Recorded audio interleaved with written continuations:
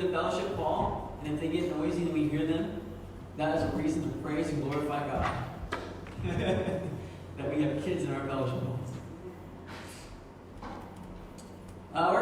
Today we're wrapping up our series of Only Jesus. We've been doing this series as our Back to Church Month series. We were going into fall. Kids are back in school, and it's important that our kids go to school and get their education so they can go on and pursue the things that God's laid before them. But as a family, it's important that we don't neglect the heart and the things of God. So this month we've been calling the family back together to come together and worship God together.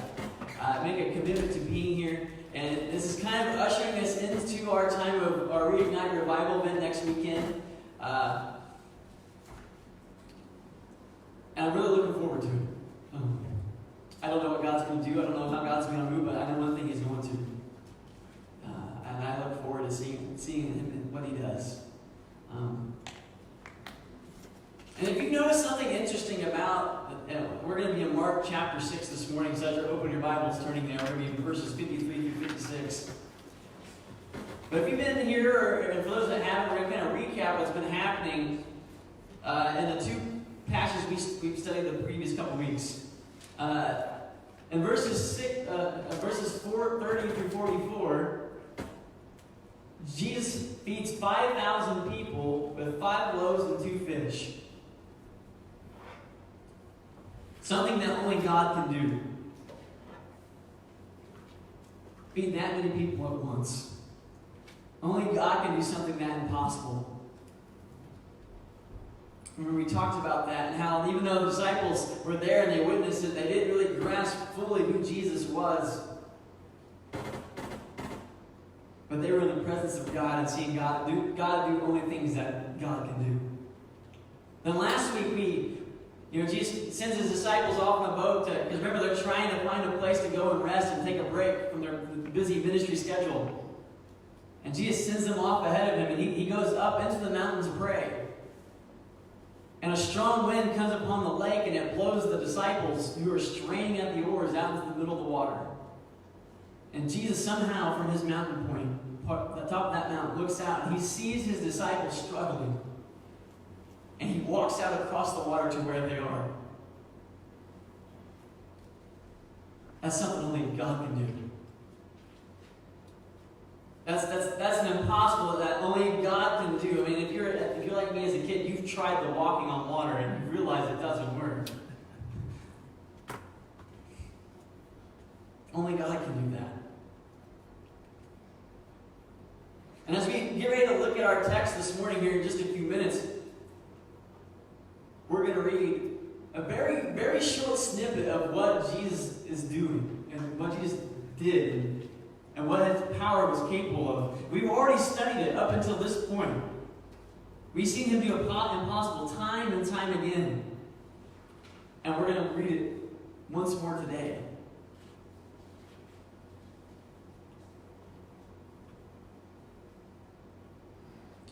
And to be real honest, Mark, when he sums up in our passage this morning, there's nothing new there.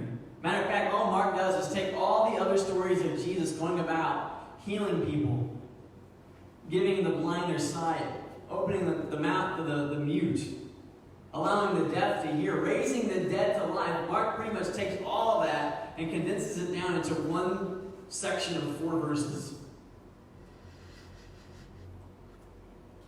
And where we are in history, we have the gift of hindsight. We all have 20/20 hindsight, right? We do pretty good with that. So we can look back and we can say, how is it that the disciples see all this and they just don't believe that Jesus is who He says He is? That Jesus is literally saying to them, I am. Yet how do they not get it? We look back and say, you know what? We know the good Sunday school answer of yes, I believe. I know He is God. I know He can do those things. But do we actually believe it?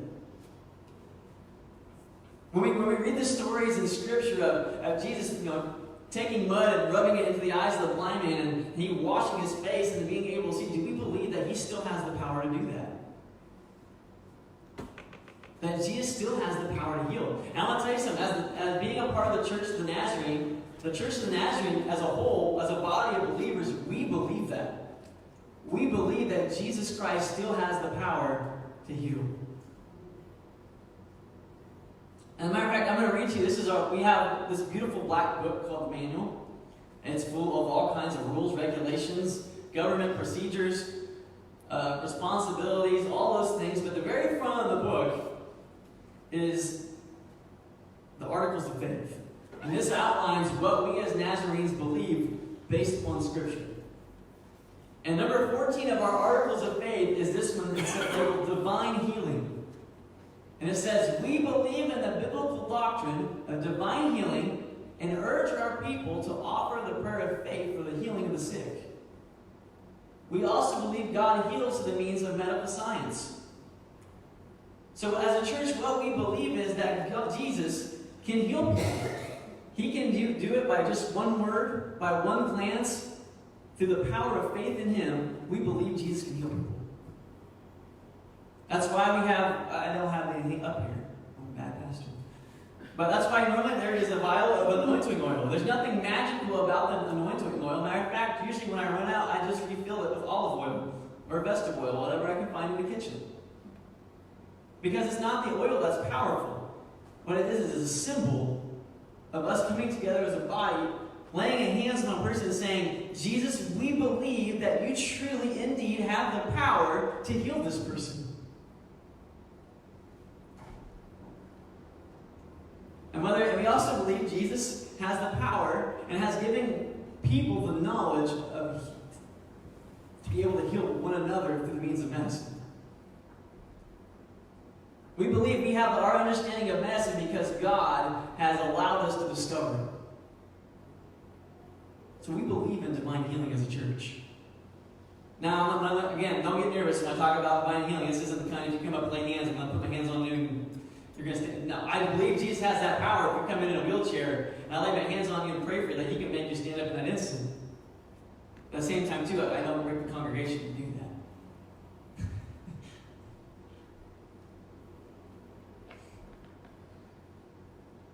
But again, as a church, we know as a church, this is what we believe. It says it in the manual. But in our hearts, do we actually believe that? And let's go a step further. Because here's the thing, again, by faith, we can look that way, but sometimes it goes more personal than that. We believe Jesus has the power to heal others because we've seen it happen. But what about when it comes to us personally? Do you believe that Jesus has the power to heal you? And that's the question we're going to be looking at this morning. Do you believe that Jesus has the power to heal you? So let's look at our text this morning. Mark chapter 6. When they had crossed over, they landed at Nazarene and anchored there. As soon as they got out of the boat, people recognized Jesus. They ran throughout the whole region and carried the sick on mats to wherever they heard He was. And wherever He went, into villages, towns, or countryside, they placed the sick in the marketplaces. They begged Him to let them touch even the edge of His cloak, and all who touched Him were healed. This is the word of God for the people of God. Thanks be to God. All right, so we read that. And I just blown away by the fact that, again, Jesus and His disciples are trying to get away, right? They're trying to get away from the crowds. They're trying to take a break. The first time they go off into the wilderness, and a crowd follows them there. So they don't get away that way. Then Jesus has the disciples get into a boat, go ahead of Him. And that's when the wind comes and blows the disciples into the middle of the lake, and they're struggling, and they're on their way to vacation time, and they're struggling in the middle of the lake. And Jesus looks out and sees them and says, you know what, I'm going to go, they need me, I'm going to them. And Jesus walks on the water, gets in the boat with the disciples. Now they're all finally in the boat together. They're rowing to this place of rest, and as soon as they get to this place of rest, what happens? They immediately recognize who Jesus is. This is what it says in verses 53 and 54. It says, when they had crossed over, they landed at Gennesaret and anchored there. And as soon as they got out of the boat, people recognized Jesus. It's like he's literally, the boat landed on the shore, he takes one step out, and here come the crowds. Well, to me, what's crazy about this is before social media. Right? Now, no one goes on their Twitter account and announces, hey, Jesus is going to be in Gennesaret today. No, somebody that had witnessed Jesus before went ahead to this area and said, hey, Jesus is here. No one went on Facebook and found a picture of what Jesus looked like and said, this guy here, this guy's amazing, and he's going to be in our town today. They don't do that. Somehow, some way, people that have witnessed Jesus have been transformed by his power and his presence. Know what he looks like, know he's coming, and they go and say, hey, you should come see this guy. And it says that, and they all gather around him.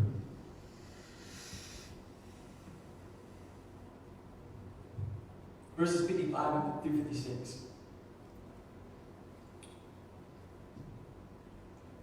Not only do they recognize Jesus, it says they ran throughout that whole region and carried the sick on mats to where they heard he was. And wherever he went, to villages, towns, or countryside, they placed the sick in the marketplaces. They begged him to let them touch even the edge of his cloak, and all who touched him were healed. They ran to where Jesus was. They heard Jesus was coming. Either they knew who Jesus was because they had experienced him before, or their friend had told them such a wonderful news about how amazing he was that when they heard Jesus was in their area, they dropped everything that they were doing and they ran to be in his presence. Think about that. They were probably, some of them may have been working at their job that day. And the boat lands and they immediately leave and run to where Jesus is at. There was nothing else on their schedule that was more important than going to be with Jesus.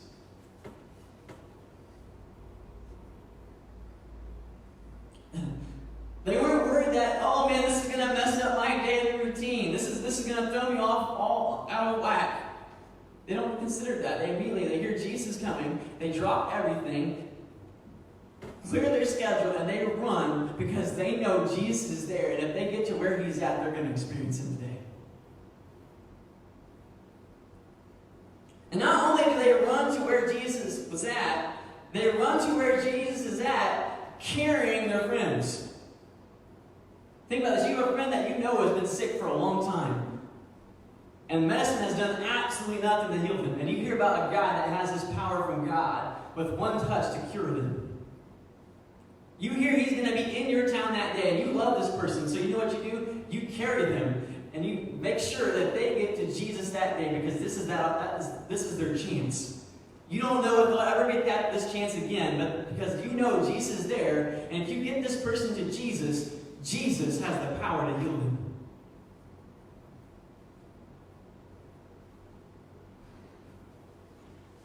I'm sure not everybody, and again, you won't find this in the text, I'm sure not everybody was strong enough to lift up and carry that person. I'm sure some of them, they grabbed him by their coat collar and dragged him. Hey, Jesus is here. And dragged him to the dirt to get to Jesus. It always makes me think of, I'm not a very big guy. If you haven't caught on to that yet. And I was a combat medic. And one of the things I was trained to do as a combat medic was sometimes you have to carry people. And I will never forget the day we learned the fireman's carry, and that was the one day I decided I was going to partner with my friend Bernard, who was 6'4", 260 pounds without his gear on. But he had his gear on that day, so that was exciting. And so I had to pick him up and carry him for a mile on my back, and I still have back issues now. But at the same time, too, most often now in combat, instead of carrying him, they're teaching you that, if you stand up with somebody on your back, that makes you a pretty easy target. And so if you notice, like with the soldiers, when they put their safety vest on, there's a handle right here. That's so if something bad happens to your buddy, you don't have to pick him up and carry him anymore. You just grab him by his hand and say, we're getting out of here. And you can drag him. And so I can picture something like that, seeing them grab their friend and drag him to Jesus across the dirt. That's the picture I have in my mind. Because trust me, I did a lot of dragging of my friends. And even the ones that maybe they weren't sick or maybe they were able to walk themselves to where Jesus was at. They pointed and said, Jesus is here. He's over there. You know, I know you're struggling with this. I know you need healing in your life. And there's this man who I've heard about, who I've seen heal other people before. And if you go to where he is, I'm sure he has the power to heal you too.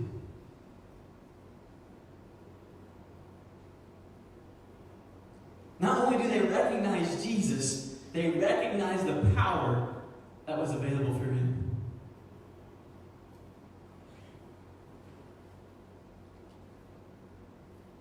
They ran to where Jesus was for healing.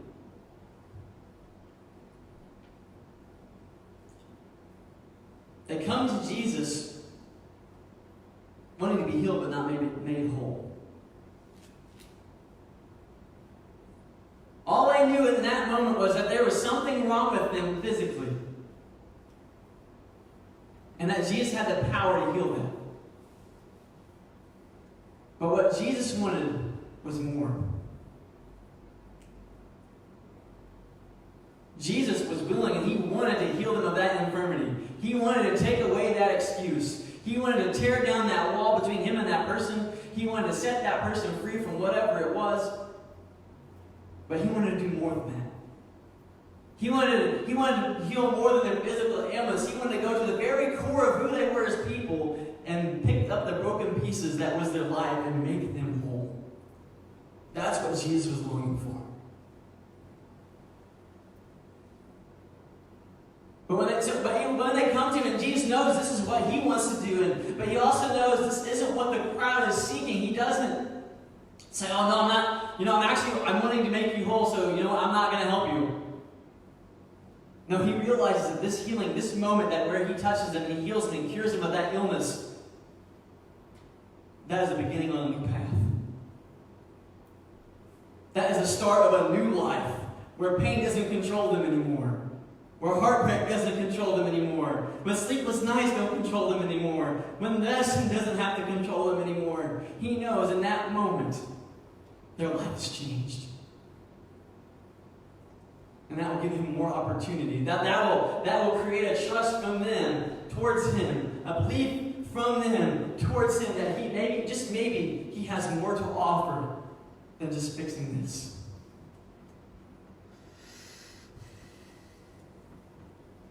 You're like, all right, Jason, we talked about this. We talked about these 4 verses. I know if you look at the numeric, it looks like it's 3, but it's actually 4. I had to go back and count this time. But we sit there and we ask ourselves, well, Jason, what does this have to do with us? And how does this help us answer that question? Does Jesus want to heal me?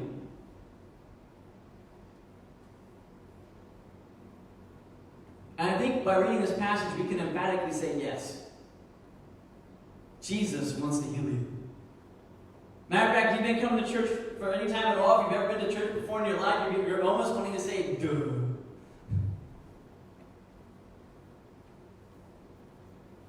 But I want to point something out to you about where this healing takes place. I want to show you how deep and how wide the love of God is for us. And how deep and wide the love of God is for you. Because at first glance, it doesn't look like there's much in this passage.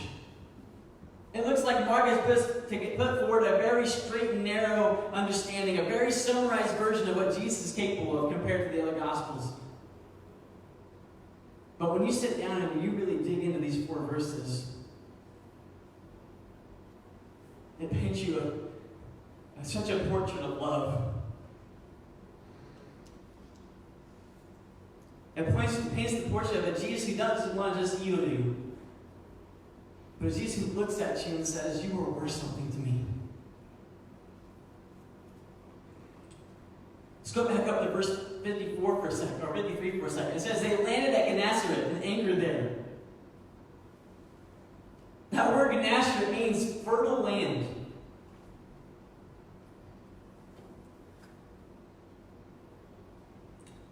Fertile land is something, is land that the soil is just right. It's got the right amount of sunlight. It's got the right amount of moisture to it. It's just perfect that if I plant something in the ground there, it will grow.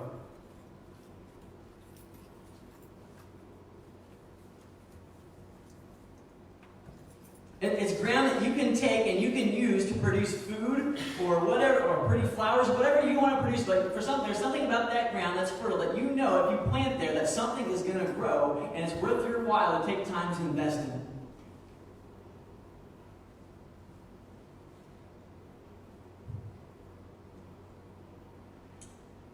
And that's where Jesus and his disciples went. They go to this fertile land and they look at it and say, this is a land that can yield fruit for the kingdom. This is a land where God can do something amazing. This is a land where God can plant some seeds and something will grow there.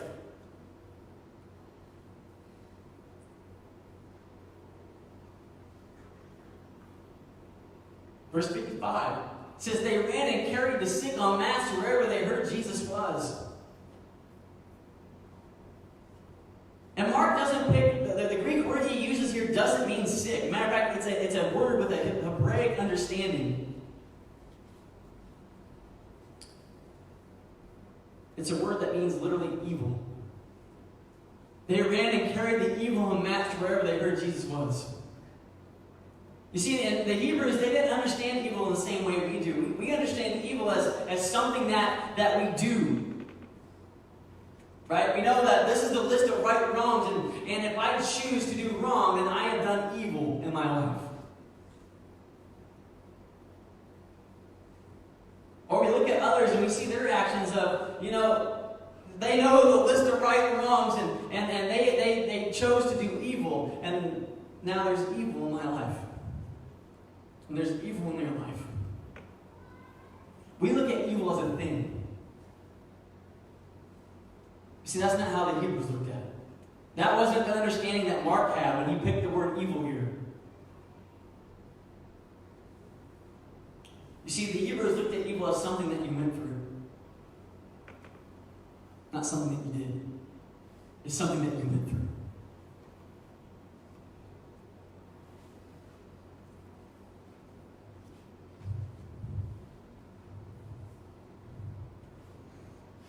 And just so happens that the people of Nazarene in this fertile land, they were going through evil in their life. That's why their friends had to pick them up and carry them to where Jesus was, because they were so sick, so ill. The evil had so taken over their body that only Jesus could help them.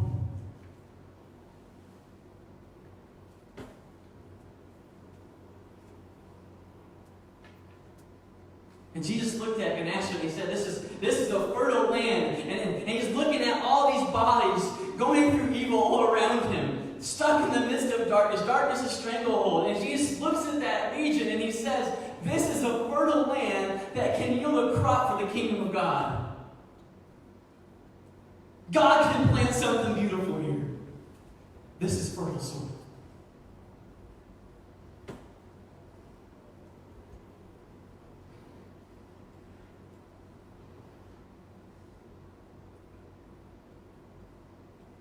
In verse 56, it says that they begged to touch the hem of his garment, the edge of his cloak, according to the NIV.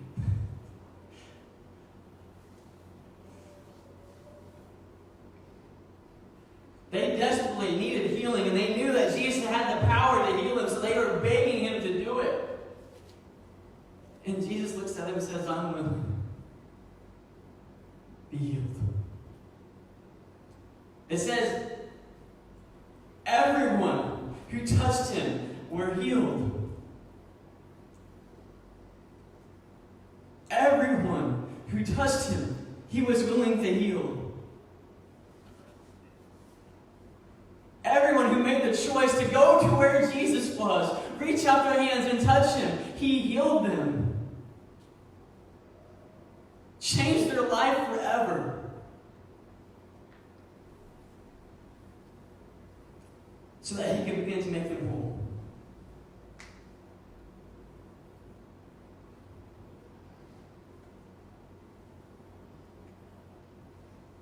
Jesus looked at this land of Gennesaret, this fertile land with all the evil that these people were going through. And he said, this is a fertile land that God can use, that God can plant seed in this fertile ground, and it will yield a fruit. It will yield a harvest that's bountiful and plentiful. I can do something here. God can move and do something here.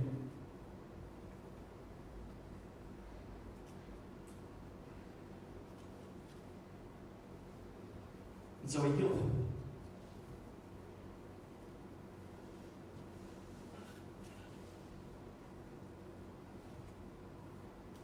So that question, does Jesus want to heal you? The answer is yes. Because just as Jesus and his disciples walked into Gennesaret, that fertile land with all the people going through all kinds of evil, Jesus looks at you and he says, I know what it is you're going through. I know what it is you're addicted to. I know the problems you're facing. I know the illness is trying to stop you and trying to consume you. I know the darkness is trying to silence you. But Jesus looks at you, looks at the evil you're going through, and he says, this is a fertile field. God can do something with you. God can plant a seed in your life and transform your life from the inside out in one moment. He wants to heal you. Because he knows you can yield a harvest for the kingdom. He looks at your neighbor. That person all strung out on heroin. That person addicted to alcohol. That person that's being abused. That person that's the abuser. That person that's oppressing others. That person that is the oppressor. He looks at those people and he says, they are fertile ground that God can take and plant something in. They are fertile soil that God has the power to say, I can do something with that. They're a person that God looks at and says, this is soil that I can use to produce a harvest for my kingdom.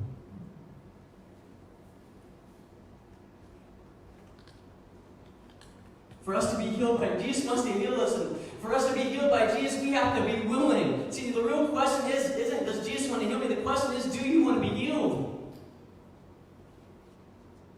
If you want to be healed, come to Jesus. If you want to see your neighbor healed, if you believe and you understand that God truly has the power to take that broken, messed up person in that situation, redeem them and transform them. The real question isn't, does Jesus want to heal them? The question is, do you want Jesus to heal them?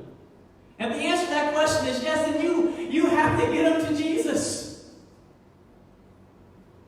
The only way that they're going to hear about him, the only way that they're going to know he's in town, the only way that they're going to know that they need to go to where he's at is if you and I say, there's Jesus over there. Come to where he is. I know he has something better to offer you. I know the world's telling you you're not worth it. I know the world's telling you you're too messed up, that you're from the wrong side of town, that you belong to the wrong party politically. But my Jesus loves you. He looks at you and says, you're a fertile land, a rich soil that God can take and use and produce a harvest for the kingdom. My God loves you, has a plan for you. It says you're worth something. But you have to be willing to come with me to where he's at. The question then is, church, do we want God to heal them?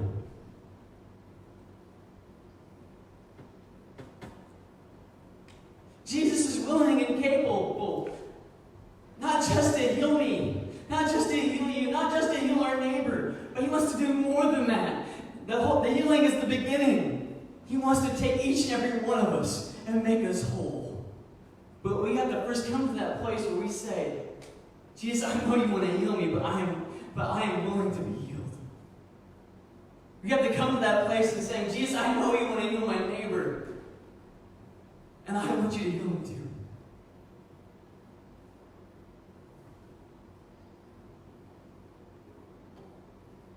That's what made that early church so dangerous. That's what made their message so radical. The very Jews that condemned Jesus to die on the cross, these men of God, these apostles went to him and says, that Jesus that you killed on the cross, he loves you. He looks at you and says, you're a harvest worth so much to God. You are of a value to his kingdom. He's forgiven you for what you've done to him, but you have to be willing to be healed. To those Gentiles outside of the church that were different, worshiping all those stone gods, worshiping the sun, worshiping everything else under the sun, those apostles went to him and says, do you realize that the God you're searching for is Jesus?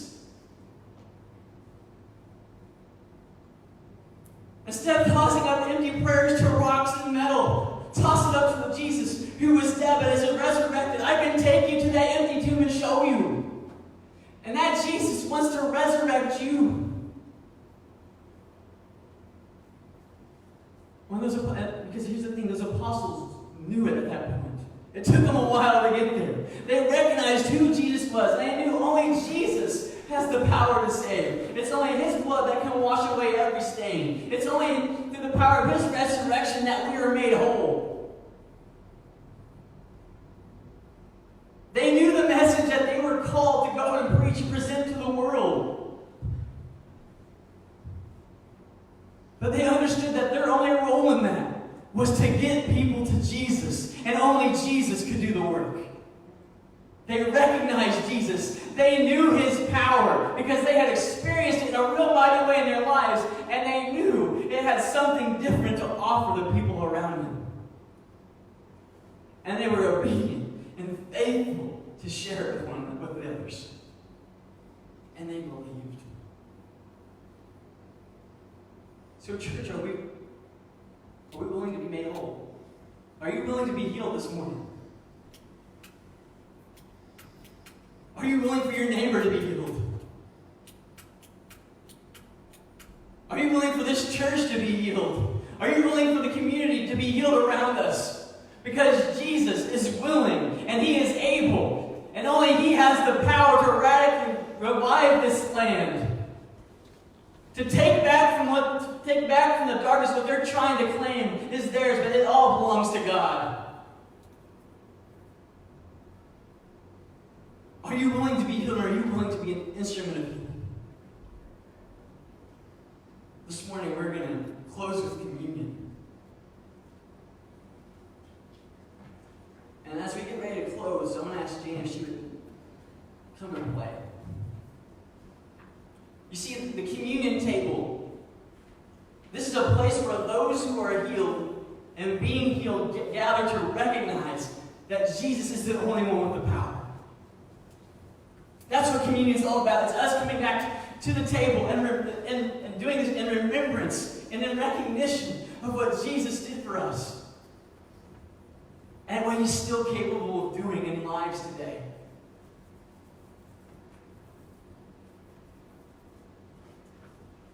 It's only by Jesus that we come to the table. Coming to the table is us acknowledging that there is still room for others at the table. It's us acknowledging that his Spirit works in us and through us to bring others with us. So Jane's going to play the song, Nothing But the Blood. Sorry, the words aren't coming on the screen, but we've sang it enough over the last month. I hope you know it by now. And I'm going to stand up front with these trays in. I want you to make the decision. If you want to be healed by Jesus this morning, I want you to get up from your seat, come down the aisle, and take the bread and the juice and walk back to your seat. I want you to make that commitment of stepping and say, I want Jesus to heal me. And walk up to the table. If you're here this morning and Jesus has already healed you, but you need to answer that question, am I willing to see God heal my neighbor? If you're willing to answer that question yes this morning, then I want you to get up from your seat. Come up to where I am with the communion table. grab the bread, grab the juice, and go back out to your seat. Communion this morning is our invitation.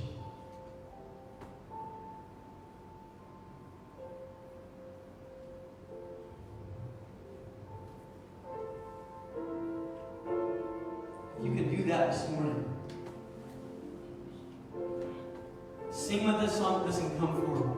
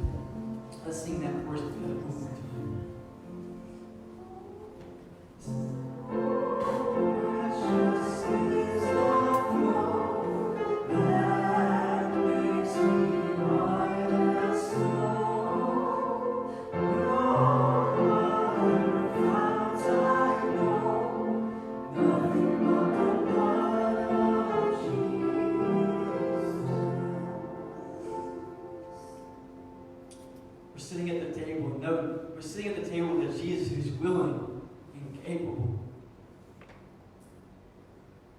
And on the night in which Jesus was betrayed, he took bread, gave thanks, and broke it. And said to his disciples, "This is my body, which is given for you. Do this in remembrance of me."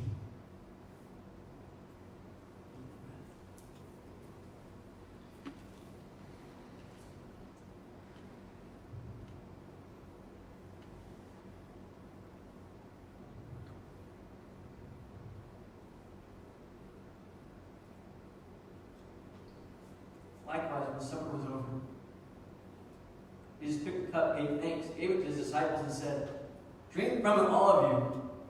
This is my blood of the covenant, which is poured out for the complete healing of your sins. Do this in remembrance of me."